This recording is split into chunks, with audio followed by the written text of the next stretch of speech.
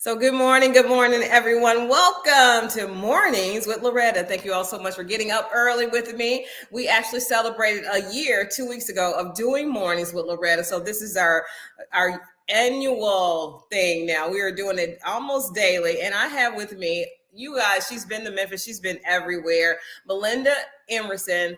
America's number one small biz lady. That's how I always know her. She is a media spokesperson, a small business influencer, internationally renowned speaker. This lady has it going on. You've seen her everywhere. USA Today, MSNBC, CNBC, ABC News, Entrepreneur Inc. I'm gonna leave out somebody, so I'm gonna leave it there. I'm gonna bring on this superstar right now, this Renaissance lady, my shero. Welcome, Melinda.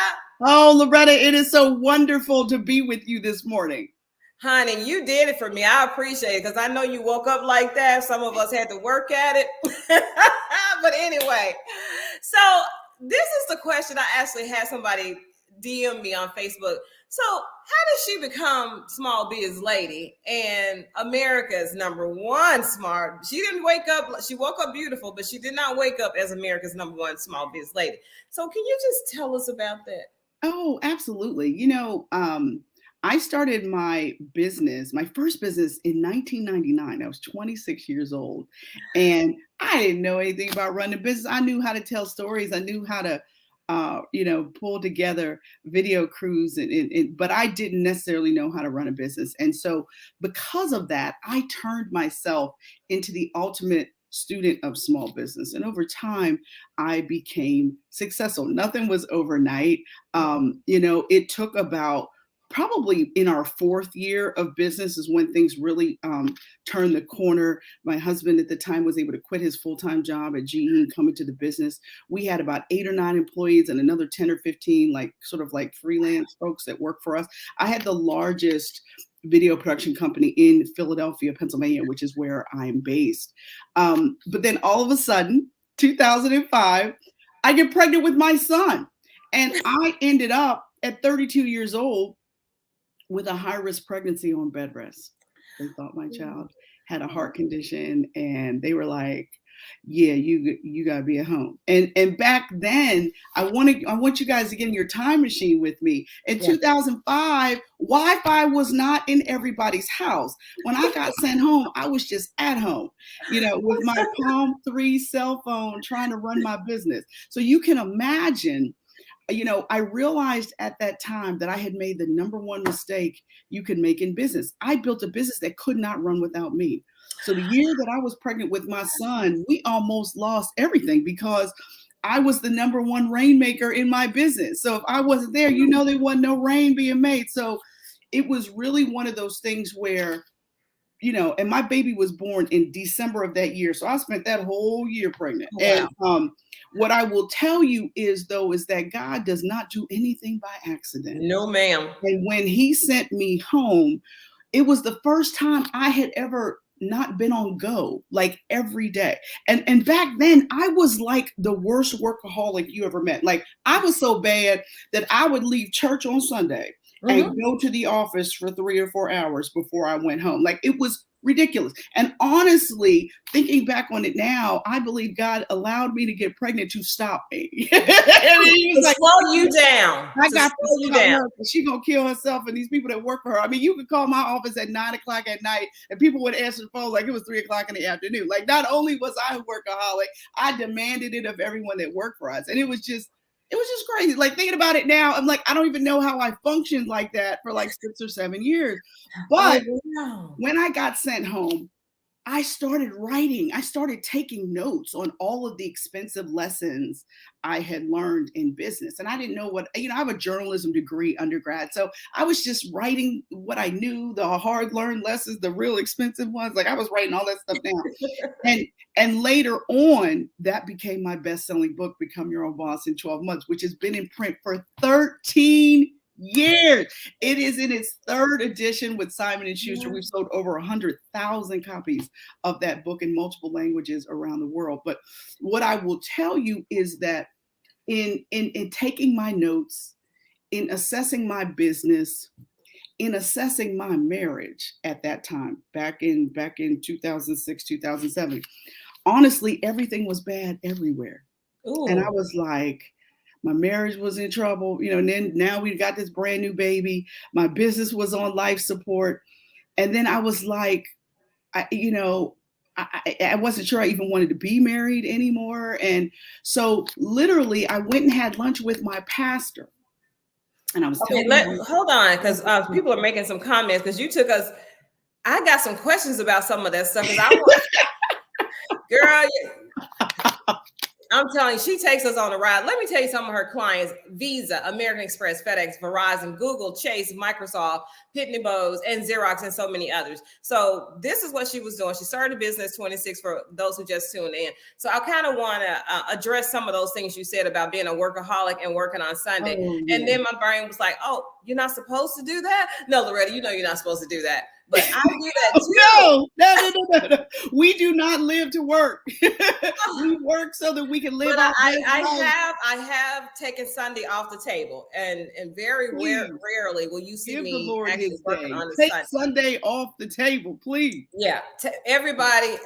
Number one tip to be successful: you don't have to work 24 hours, 7 days a week to be successful. You do have to work smart. And I wanted to ask you, were you working hard because your marriage was in trouble, or was your marriage in trouble? You think, I'm sure it was some personal stuff. I don't want you to go into that. Sure. But sometimes we have our head down so much to avoid life. And especially as small business owners or entrepreneurs. So that's You know what? that we face. It was probably a little bit of both. I mean, I think first of all, I had convinced myself that our secret sauce was we were going to outwork people. Like I really, truly, like, just like Zappos thing was customer service, ours was that we gonna outwork them. They ain't gonna find nobody that's gonna outwork us. I mean, that was really like my sick mentality back then. And also too, if there's not somebody excited to see you when you get home, you can stay at work. You know what I mean? So I think that was going on too, but it was more so trying to make this business a success. And I was convinced that I was the engine to make my business a success. And so were you I was making delegating? myself crazy. I was absolutely making myself crazy. But were you delegating, Melinda? Did you delegate? No, I was micromanaging everybody. Let me tell you what I did. I created a culture in my business where you had to come ask mama. Ooh. Literally, like everybody would do anything I asked them to do, but nobody would proactively do anything because I did not allow it. Right. So I created this culture of doers instead of thinkers. And those are the kind of people I hire too. So again, I created my own gilded cage. I created it. And it wasn't until I got sent home and finally had an opportunity to sit back and look at what I had done that I finally realized that I had put myself in a trap that I had to figure out how to get out of. Ooh. And it just so happened that, as I was saying, I am always somebody. I've always had a plan A, a plan B, a plan C. I do not get caught flat-footed. That's just not what I do. It's not in my makeup. I'm a Libra. I make lists because I like to cross them off, right? I'm that person. And so for me, when I found myself not able to figure out what was next, not able to figure out plan B, I had this brand new baby, I had this marriage that was crumbling. I had this business that was in trouble, and I had created all these things myself, right? So it was like, okay. So I got down to the point where the only thing I could do was look to the Lord. And it's funny because, God does his best work in valley seasons. And that's what I want to tell people today, that when stuff was bad, I went and had a lunch with my pastor, and I was telling him all this stuff. And, it's so funny. He said to me, he said, Melinda, you are one of the smartest people I've ever met. I am so not worried about your business. I think you're going to figure that out. He said, I'm more worried about your marriage. He said, but let me ask you a question. He said, have you been praying about this stuff? And I sat at the table like, well, see, what happened was, I ain't had time to pray. I worked 36 hours a day. I couldn't even pray. Like things were so bad, I couldn't even pray. And I know that there are people out here who have been what I'm talking about. Like things Mm. were so bad that you forgot what your power source was. You forgot where all of our blessings come from. And you forgot that God might have been making you go through this because there was a lesson that he wanted to teach you before he brought you to your next blessing. So your And mountain. And let me just, ooh, honey, see, we could get girl, stuck there because, and then sometimes we think we messed up so bad, God don't want to hear from us because we didn't listen in the first place. Well, honey, that's oh, a man thing. When I say man, yeah, I mean in men and women. That's a girl, human thing. God is not yeah. like that, honey. He Listen, is he not like loves you. He loves you. He that. has already chosen you. Yeah, And the honey. great thing about him is no matter what decision you make, Thank you, good, bad, or anything, you can never, never separate yourself from God's love, no matter what you do. And so honey. for me, when Melinda, all this stuff happened, girl, I yes. started praying. I God is the started original praying. GPS, God Protection Services. He, Listen, you can get all I credit. love Someone that. say, hold God on, wait. Protection Go. Services. Yes. Yeah, God's Protection Services, honey. That's Loretta's thing because I had to remember that. I could Listen, go left when he told me right, but God ain't gonna say, okay, you didn't do what I said, so I'm done. That is not listen. him. That's what we Mm-mm. do. Stop confusing the two. So come on. Yeah. Okay, so what are the reasons that small businesses fail?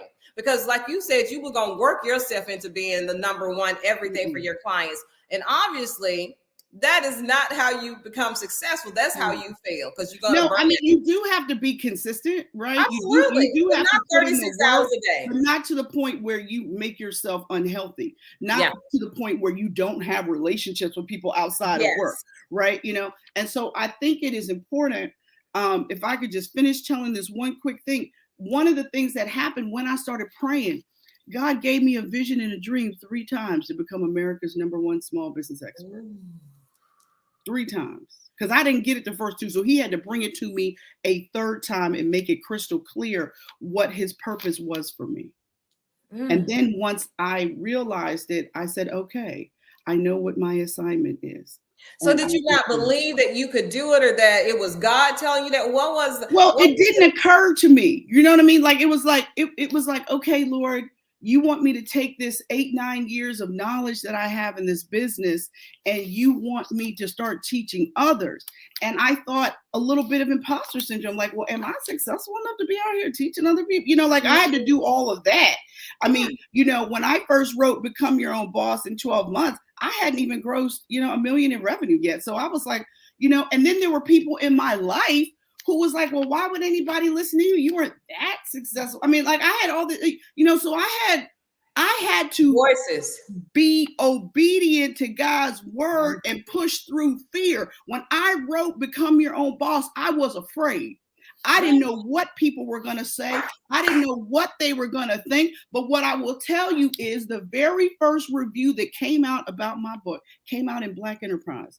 And the headline was, now read this, Become Your Own Boss in 12 months, best startup book we ever read. Woo! Let me tell you about it. I cried. I'm about to I cry now. cried. I couldn't believe, because I was afraid. Yeah. I was afraid. I was afraid that they would reject my manifesto, that they Yes. would reject Yes. my idea, that they would say, how dare she tell us how to do this? But what I realized was that what I had learned in running my business was the most valuable thing I had in my business. It wasn't my employees. It wasn't my client list. It wasn't all my equipment I was looking at that was depreciating in front of my face. It was what I learned from running it. And I said, well, Lord, let me figure out how to bottle and sell that. And that is how I became the Small Biz Lady. That is why I called myself America's #1 small business expert for 3 years before it was true. But by 2010, I promise you it was true. And it has been true ever since. And now, all these years later, I've written 4 books. I have written over 5,000 articles about how to start and grow a successful small business. I now have my own online school, SmallBizLady University. I now have my MBA and I teach at Drexel University. So what I will tell you is that if you are obedient to what God is telling you, there is no mountain He won't move out of your way. Oh, honey. Okay, so you speaking my language, and of course, I was gonna do something different with this time with you, but I'm so glad we're here because the ladies are on the line, honey. They are chiming in. We getting the hearts and the thumbs up because he is my source. And I'm telling you, don't think I'm here because I wasn't afraid. Matter of fact, I'm here because I was That part. afraid. But I knew I didn't want to tell God no. I'm never going to tell God no. I may ask him to wait a minute. Well, wait, sometimes God will tell you to wait a And then minute. he'll tell Sometimes me to wait. God will say, okay, Yeah. I'll give you one like that. For years, people have come to me for television opportunities, like my own show. And 2 times, I mean, we were there shooting the pilot, right? But each time it didn't happen. And what I realized was it didn't happen because it wasn't time in my life for it to happen. God said, you got this little boy. I'm going to need you to focus on that. I can't have you in Hollywood for 3 months shooting a show. No, you have this little boy. You will raise him. And when it is time, I haven't forgotten about you. I'm going to come back for that. And trust and believe there are opportunities right now on the table 10 years later. So what I will tell you is his no is often not yet because he's waiting on you. Yeah. I tell you something else. I've been divorced for 10 years. 10 years out here in the wilderness dealing with man boys, dingbats, and weirdos. But what I will tell you is a year ago, God sent me the man who finally has given me the love that I deserve. And I was out here thinking that God had forsaken me in that area of my life. But what I will tell you is that no means not yet. God often is waiting on you. And that's Or the if thing. it is a no, it's because you're thinking too small, right? You are thinking too small. And sometimes you have to feel like you were rejected to really move into position because I was almost at national syndication in 2019 before all the pandemic hit, right? And people would say, you should go online, take your show online. I'm like, no, honey, I'm TV. That's king, right? I'm not going online. Why would I? And then that pandemic hit, and I saw Good Morning America online, Tamron Hall, everybody was online. I'm like, oh, Lord, sign me up. So when I went online, Melinda, it was groundbreaking and position shifting. It shifted me to a greater audience. Right. And I knew people were watching me from around the world. So what that meant, I had to make sure I was on point all of the time. And although I know talk show is what I do and not necessarily who I am, but people expect me always to be her. And I was trying to shrink in certain atmospheres, circumstances, so that people will feel comfortable. They wouldn't feel threatened or that Loretta thought she was better than everybody else. Girl. But those days are gone. No more shrinking, no more dimming the light because I work for God. Everything I do, whether I'm picking up trash or cleaning off the table at an event or something, I'm going to do that. So I want to tell people, so what happened with the Mornings with Loretta?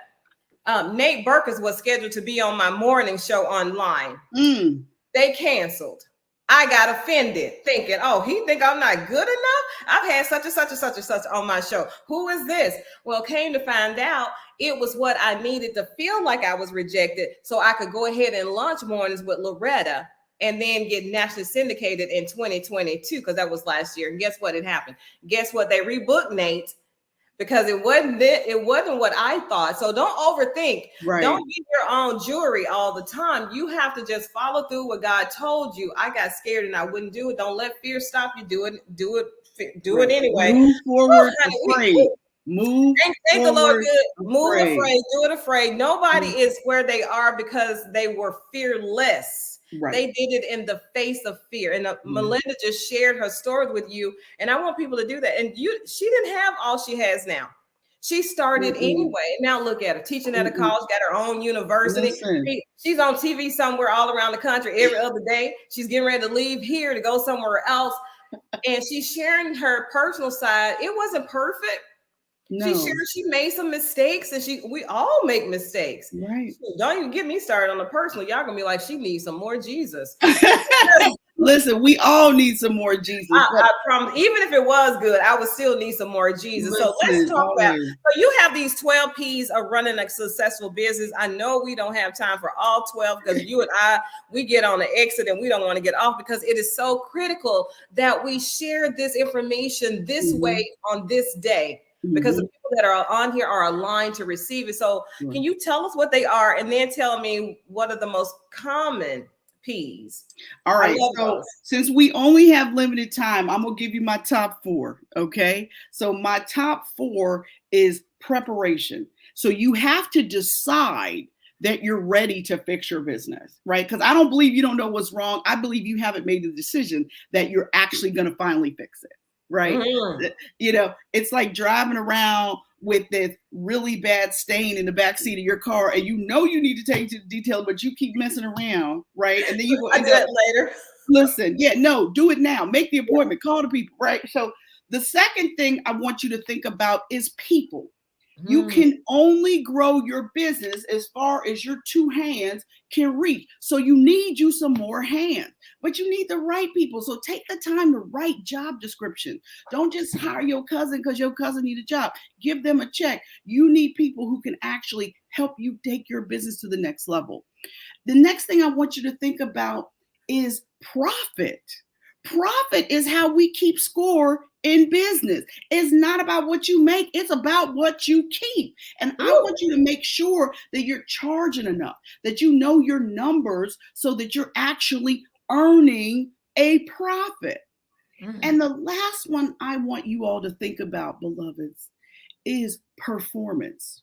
Ooh. What are you measuring in your business? In fact, are you measuring anything? Are you spending money on marketing you're not really tracking, that you don't know you don't have any goals for it, so you don't know if it's working? Are you sending out emails? Are you checking the open rates? Do you know what is driving traffic to your website? Or are you just out here doing Instagram because you like to do Instagram? Is Instagram actually sending traffic to your website? Are you Ooh. tracking this stuff? Right? Because marketing that you don't measure is like driving down the street and throwing money out the window. But Mm. that's what you're doing if you're doing marketing that you don't measure. And so you want to make sure that you are looking at how your business operates, that you are looking at what your close ratio is, that you're looking at what your lead generation system is and what your follow-up game is. That stuff is critically important. Your sales systems in your business are really important. So if I had to throw another one on that, let's talk about prospects too. But I think that those are the things that for 2023 that you need to be focused on, especially right now, because we are a hair's breadth from being in a recession. We're about to be in the kind of recession we were in 08, 09. And so Yeah. you want to be prepared. You want to be able to grow through the recession. And the only way you're going to do that is if you keep marketing, but you got to make sure you know who you're marketing to and that you have an offer that is irresistible. That is how you going to win out here in 2023. So here's the deal. It's January. You got plenty of time. So let's do this. Okay. Let's do it now. Let's do it now. So I want to ask you because you said something about the gram, honey, how people depend on the gram. They're going to be gram famous and then still not have any profits or All the profits. people on the gram that got all the numbers ain't making no money. Trust and believe what I'm saying. I know, but people think, and just because nobody's liking it, don't mean they're not seeing it. So don't you let that stop you from what you're doing because But you don't. that's such an evil comparison It game is. It's horrible. anyway. And there's all these people on here fronting and fronting and pretending to have cars and things and live in certain ways. Listen, if the only reason why people want to listen to you is because of what kind of clothes you have and what kind of car you drive, you be concerned about that kind of client. I mean, I really think the other thing I want to say is that now everybody is a coach and an expert. Listen, if they only business is coaching, please be concerned. If they ain't got no track record, no place else, if you can't figure out how it is they learned what they learned so that they can coach you, run, don't walk. There's too many Ooh. schools out here, sullying the good name of experts like me who actually can help you fix your business. So I just think that, we got to get away from this. I want to live like you, so I'm going to follow you and hire you so I can live like you. Just because, and we're only sharing our good days. Nobody's Oh yeah, look at the internet, social media is people's personal highlight reel. Ain't yeah, nobody gonna put up there, I was a bad mom today. yeah. My child did not get dinner till 9 o'clock. Nobody's gonna say that. They're not gonna say it, or I'm overdrafted. That part. That part. It happens to the best of us. It happens, but that too shall pass. So I want to ask you. So I know there are a lot of people who are ready to launch. I have a friend that's actually on here, and I have a lot of friends, so nobody's gonna know who I'm talking about. But we do the corporate gig, and we get caught up for a paycheck, right? Mm-hmm. And so we're shrinking on that job when we really are called, and God has told us maybe 3 times, like He did Melinda before she really got her message, and then several times with me because I just want to. Okay, that's another show, but. For those who are ready to coach and those who have been doing it anyway, but not getting paid for it, and they want to write books and they want to get on the speaking circuit, which is already looks like it's crowded, but don't believe the hype again. Just because people say they're doing this doesn't mean they are. And what if, because FedEx was here, UPS said I wasn't coming? Or what if the mom and pop said, because FedEx and UPS and DHL is there, I'm not coming for that? So don't let that stop you. Don't worry about what somebody else is doing, because there's an audience for everybody. There are 1,000 talk shows, right? But yet I do really well in the ratings. There are people like Melinda. Nobody's like her, but look where she is. Look where she is. Look at her receipts, as they say. So what advice can you give somebody who is talented, gifted, they want to stay here, but God has called them higher?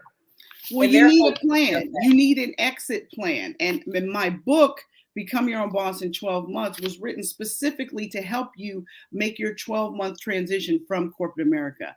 I believe that you've got to figure out what business you're in, who your paying customer is going to be, and then you have to figure out, what is the right price point and market for you. And you want to do those things while you're still working. I'm a big fan of side hustling until your side hustle is actually making money consistently. So I want to invite all of you to check out my book, Become Your Own Boss in 12 Months. But also, too, I have a brand new class of Become Your Own Boss. It's a 10-week online class that starts January 31st.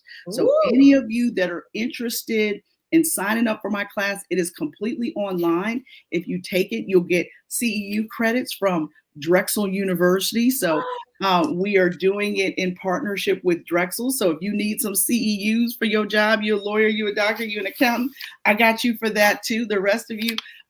And it's a live weekly course. It's not one of these just go online and figure it out yourself. We're going to give you accountability. We're going to give you community. You're going to have access to me to ask questions, right? I'm America's #1 small business expert, and I'm going to help you start your business. So if you are interested in any of that, shoot me an email, smallbizlady@gmail.com. That's smallbizlady@gmail.com. If you're interested in my course, I got a coupon out for 15% off right now. I'm going to give it to you. So, if you guys are interested in that, it's 10 weeks. It's online. We're starting January 31st because I want to help you start your dream business. I want to help you shorten your learning curve. And so if I can support you guys in this journey we call entrepreneurship, come on, see the Small Biz Lady. I'm going to help you out. And I'm going to do my best to get her here so she and I can do some stuff together in Memphis, Tennessee. We'll talk more about that. She is willing and ready to come because I know a lot of us are in business, but we've been so busy doing the business. We haven't grown ourselves to take our business next level. So we need people like Melinda. We need somebody. So you said, I've already been doing my business for 10 years. You still need to come because there's still a lot we don't know, right? So let's go check it out. Let's check it out. And y'all do it afraid. That's all I want to say. Do it afraid. Thank you, Melinda, so much for being my guest today, honey. You bought it. We left very little on the table. It was my true pleasure to be here with you, Loretta. I love y'all in Memphis. Y'all know my mama's from Shelby, Mississippi. So if I can figure out how to get to Memphis, I'm going to do it. All right. We appreciate you so much, honey. See you soon. All right. Bye-bye. Bye-bye. Hey, everybody. So in closing, you know what I do? Let's do it together. Think positive, dream big old dreams, help someone along the way, and we'll see you very, very soon. Goodbye, everybody. Your life today, have you tried?